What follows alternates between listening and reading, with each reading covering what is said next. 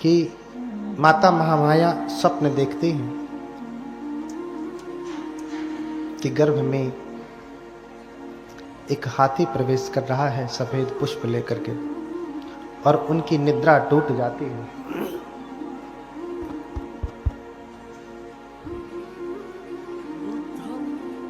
और फिर स्वप्न में ताओं को बुलाया जाता है, 108 ज्ञानी ब्राह्मणों को, और फिर 8 लोग उसमें से स्वप्न की व्याख्या करते हैं। कौंडिन्य सबसे छोटे होते हैं 8 में। 7 ब्राह्मण 2 बातें कहते हैं। राजा भवि चक्रवर्ती बुद्धो अथ लोकोत्तमः। राजा होंगे चक्रवर्ती या फिर बुद्ध होंगे। अगर गृहस्थी में रहे तो चक्रवर्ती, और गृहस्थी को त्यागे तो बुद्ध। लेकिन कौंडिन्य जो आयु में कम है लेकिन मुख सामुद्रिक विद्या के गहन ज्ञाता है, और मुख के दर्शन मात्र से, क्योंकि जैसा उन्होंने बताया कि ऐसा ऐसा हाथी है, सफेद हाथी है और पुष्प लेकर के जा रहा है, तो इन सारी बातों को ध्यान में रखते हुए उन्होंने व्याख्या की कि नहीं, ये बुद्ध होंगे, राजा नहीं होंगे। इनके गृहस्थी में रहने का कोई कारण नहीं दिखता, ये तो बुद्ध ही होंगे। और राजन जब सुनते हैं तो राजन दुखी हो जाते हैं। जैसा मैंने कल कहा कि कोई ये नहीं चाहता कि उसका बेटा भिक्षु बने, सन्यासी बने, प्रवज्जित हो। कोई चाहता है क्या? घर में भले ही बदमाश हो जाए, दिन भर मोबाइल पकड़े रहे, शराबी हो जाए, जुआरी हो जाए, गाली गलौज करने वाला हो जाए, दूसरों की हत्या करने वाला हो जाए, व्यभिचारी हो जाए, मां को मारे, पिता को मारे, पत्नी को मारे, आस पड़ोस में सदैव झगड़ा करता रहे, ये सब ठीक है। लेकिन बेटा सन्यासी हो जाए, भिक्षु हो जाए, प्रवज्जित हो जाए, ये ठीक नहीं है। इसलिए राजा को भी ठीक नहीं लगा। ऐसी मानसिकता आज भी है, पहले भी थी। क्योंकि सन्यासी हो जाएगा तो धर्मोपदेश करेगा, लोग प्रणाम करेंगे, ये ठीक नहीं। शराबी भी होगा, शराब पिएगा तो ये ठीक है, इससे कुल का नाम रोशन होगा। कितने लोग हैं जो गर्व से कह सकते हैं कि मेरा पुत्र कुल का रोशन है, कुल का दीपक है, कह सकते हैं। 100 में एक आध कोई होगा, 100 में एक आध कोई होगा। तो स्वप्न की व्याख्या हो गई। राजा ने 7 ब्राह्मणों का बड़ा सत्कार किया, किंतु कौंडिन्य का सत्कार नहीं किया, क्योंकि सही कहने वाला, सत्य बोलने वाला किसी को प्रिय नहीं लगता, किसी को अच्छा नहीं लगता, कड़वा लगता है, लोगों को बुरा लग जाता है। लोग कहते हैं सच कड़वा होता है। कड़वा होता है क्या? सत्य कड़वा होता है क्या? नहीं होता। बोली भगवान बुद्ध की। देखिए, माता जी ने कहा कि सत्य कड़वा होता है। आप एक स्त्री हैं, ये सत्य है कि नहीं? कड़वा लगा क्या? लगा? हाँ, आप एक पुरुष हैं, पुरुष ही है ना, सत्य है ना? कड़वा लगा क्या? सूरज पूरब से निकलता है। सत्य है ना? कड़वा लगा? झंझना गया शरीर पूरा? हाँ? सत्य कड़वा नहीं होता। हाँ? सत्य कड़वा नहीं होता। न सत्यम कटु विदु। सत्य कड़वा नहीं होता। हाँ? सत्य तो परम मीठा होता है। सच्चन सुस्वादु। सत्य तो परम स्वादिष्ट होता है। उसके जैसा स्वादिष्ट कुछ नहीं होता। लेकिन कड़वा क्यों लगता है? अब प्रश्न भी है, अगर स्वादिष्ट है तो कड़वा क्यों लगता है? कड़वा इसलिए लगता है कि हम झूठ में ज्यादा जिए होते हैं, इसलिए सच कड़वा लगता है। भरोसा नहीं होता।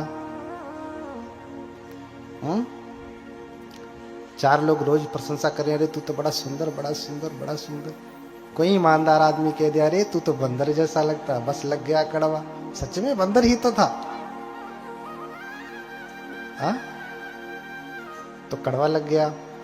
क्यों? क्योंकि आज तक सुनता आ रहा है कि मैं तो सुंदर, तो धारणा बना लिया कि क्या सत्य क्या है कि मैं सुंदर हूं। लेकिन जब किसी ने सत्य का दर्शन कराया सच में, तो उसे बुरा लग गया। तो सत्य कभी कड़वा नहीं होता ना है। सत्यम कटु। सत्य कभी भी कड़वा। सच्चन सुस्वादु। सत्य तो परम स्वादिष्ट होता है। हम झूठ में इतना जिए होते हैं कि कड़वा लगता है। कौंडिन्य ने सत्य बोल लिया तो राजा ने आतिथ्य नहीं किया। ऐसे ही खाली हाथ आया, खाली हाथ गया।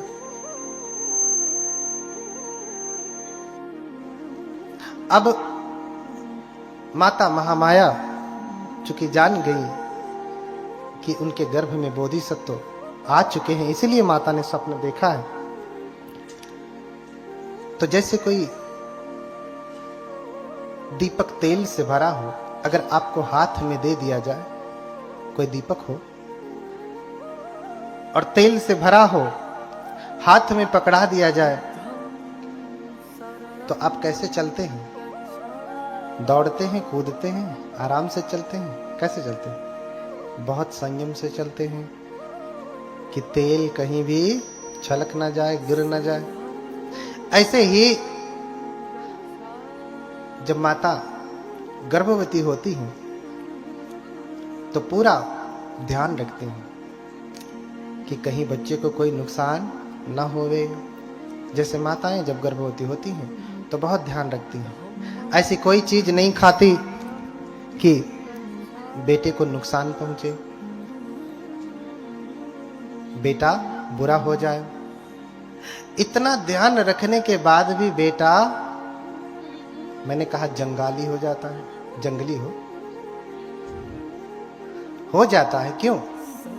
क्योंकि आपको खेती करने नहीं आया। इसलिए माता महामाया से सीखिए कि माता महामाया पहले तो तैयारी करती हैं खेती की, अब देखिए खेती कर कैसे रही हैं। माताएं ध्यान देंगी विशेष रूप से। और पिता तुल्य भाई बंधु जितने भी लोग जो पिता हो चुके हैं, होने वाले हैं, वो सब ध्यान दें। जो हो चुके हैं, गलतियां कहाँ हुई वो जान जाएंगे, बच्चों को सिखाएंगे। और जो अभी हुए नहीं वो गलतियां ना करें, जैसा चाहे वैसी संतान पैदा करें। क्यों? क्योंकि कल मैंने कहा कि भगवान बुद्ध का धर्म वैज्ञानिक है, लेकिन ऐसा वैज्ञानिक नहीं जैसा आप मानते हैं। हाँ? तो माता महामाया उस दिन से जितने भी अवगुण रहे होंगे थोड़े मोड़े, वो सब त्याग दिया, नियम का पालन करने लगी। कभी हत्या नहीं करती, झूठ नहीं बोलती, चोरी नहीं करती, चुगली, बकवास, कटु वचन, नशीले पदार्थों का सेवन। चूंकि राजा की पत्नी है तो राजा महाराजा लोग तो लाल साग भी खाते हैं, लाल पानी भी पीते हैं। लाल साग जानते हैं ना? कितने लोग लाल साग खाते हैं? अभी सर्दी का समय आ रहा है, हरा हरा साग मक्के की रोटी के साथ खूब खाते हैं। लाल साग कब खाते हैं? हाँ, बोलिए भगवान बुद्ध की। हाँ, अच्छा, जल तोरई कितने लोग खाते हैं? जल तोरई, जल में रहने वाली, कितने लोग खाते हैं?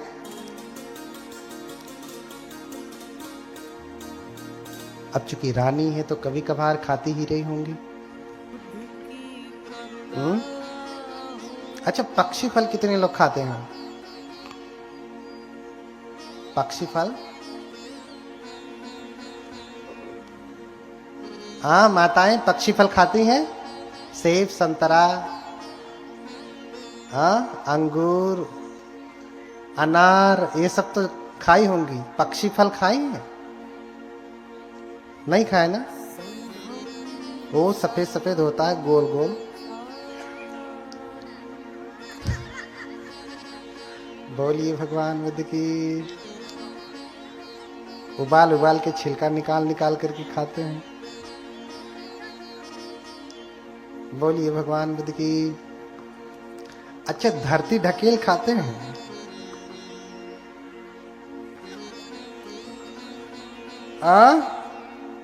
बहुत लोग खाते हैं। खाते हैं ना? बताइए, उसको खाने में जरा सा घृणा नहीं होती। हाथ में गंदगी लग जाए तो 50 बार हैंड वॉश से धुलेंगे, और गंदगी खाने वाले को बड़े चाव से खाते हैं। तो जब से माता महामाया गर्भवती हुई तब से सारा त्याग दिया। तो प्राणतिपाता का अर्थ ही होता है कि मैं हत्या नहीं करूंगा, किसी जीव की हत्या नहीं करूंगा। और जब हत्या करने के लिए पहले ही भगवान रोक रहे हैं तो भगवान कहेंगे कि मांस खाओ, मांस बिना हत्या के आएगा? कुछ लोग कह सकते हैं आजकल, कल ही मैंने व्याख्या की, वैज्ञानिक कारण होगा तो खाएंगे। हाँ, एक कॉमन बात है, सामान्य सी बात है। बुद्ध पहला ही सील दे रहे हैं कि पाणातिपाता वेरमणि सिक्खापदं समादियामि, मैं जीव हत्या नहीं करूंगा, ऐसी शिक्षा ग्रहण करता हूं। तो हत्या नहीं करूंगा यानी हत्या में सहयोग करूंगा, ऐसा कहा क्या? यानी किसी भी प्रकार से न हत्या करूंगा न हत्या करने में सहयोगी बनूंगा। इसलिए इस समय जो हमारे बाबा साहब को मानने वाले वंश के लोग हैं, उन्हें कहा जाता कि पहले मरे पशुओं का मांस खाते थे। क्यों? क्योंकि वो बौद्ध थे, वो कभी किसी की हत्या नहीं करते थे। अपने घर में पड़ी गाय को भी मार के खाया नहीं, बकरी को मार के खाया नहीं, पक्षी को मार के खाया नहीं। मर गया तो खा लिया, मरने के बाद अब क्या, कौन सी हत्या बची? हाँ, लेकिन आज ऐसा दिन नहीं है। आज ऐसा दिन है नहीं, इसलिए बात ही नहीं होती कि आप मांस खाएं। आज आपके लिए हजारों प्रकार के भोजन है शाकाहार। रैदास जी कहते हैं कि जीवत को मुर्दा करे, यही मंदिर है ना संत सिरोड़ में, रैदास मंदिर। जीवत को मुर्दा करे अरु खाए मुर्दार,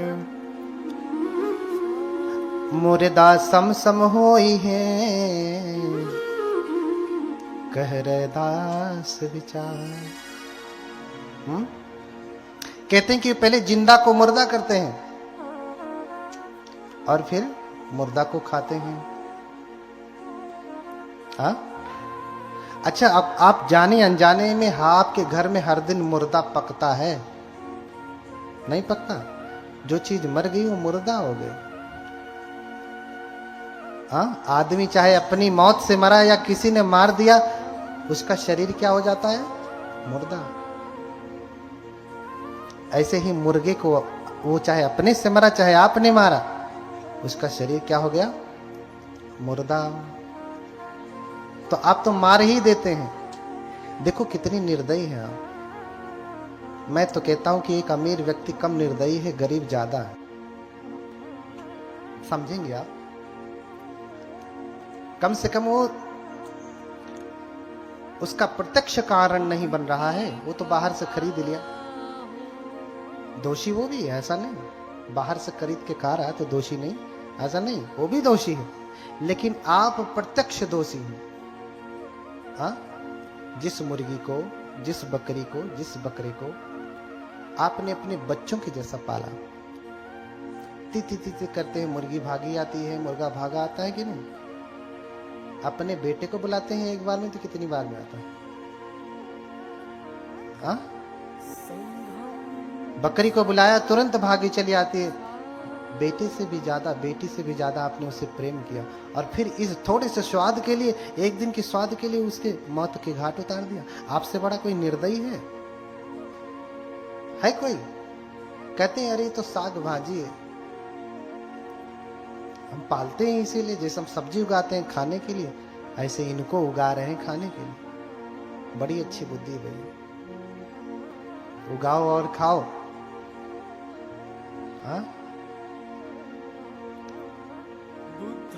ये सब छोड़ना माता ने छोड़ा। संत कबीरदास भी कहते हैं कि तिल भर मछली खाई के, कितना? तिल भर मछली खाई के। तिल छोटा भी नहीं होता, बहुत छोटा, सफेद वाला तिल छोटा होता।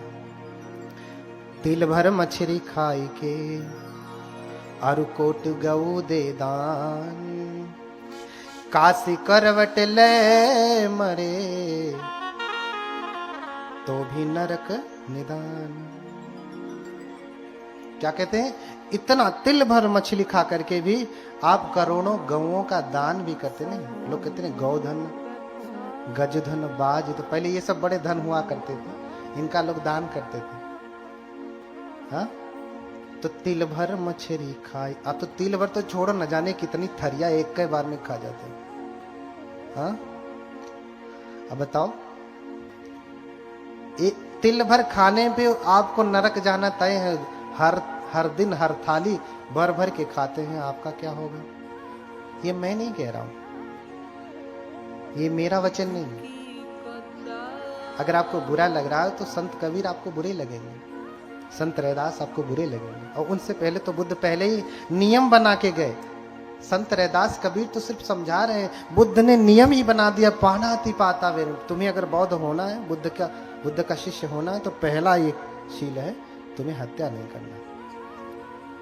बुद्ध ने तो साफ साफ कह दिया, फिर भी लोग रास्ता निकालते हैं।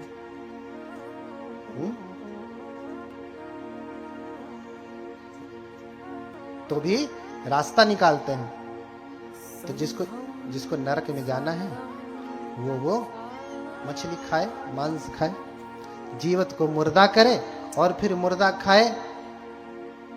संत रैदास के वचन को झूठा माने, बुद्ध के वचन को झूठा माने। जानते हैं जिनका नारा आप लगा रहे थे, जय भीम जय भीम, बोधिसत्व बाबा साहब, उनके गुरु कितने गुरु हैं? कितने? 3 गुरु हैं, फूले, कबीर और बुद्ध। बाबा साहब कौन है? कल हमने बताया, बोधिसत्व है, भारत रत्न नहीं। भारत रत्न आज तो नाश्ता करता, उसको भारत रत्न। बाबा साहब ये देना भी बहुत, बाबा साहब को छोटा कर देना है। बाबा साहब को छोटा कर देना। तो भारत के प्रथम विद्वान, हम तो कहते हैं विश्व के प्रथम विद्वान, उनके गुरु कौन है? संत कबीर हैं। वो कह रहे हैं तिल भर मछली खाए के, मैं नहीं कह रहा हूं। कौन कह रहे हैं? बाबा साहब के गुरु, जिनको आप हृदय से भी ज्यादा मानते हैं, प्राणों से भी अधिक प्रिय।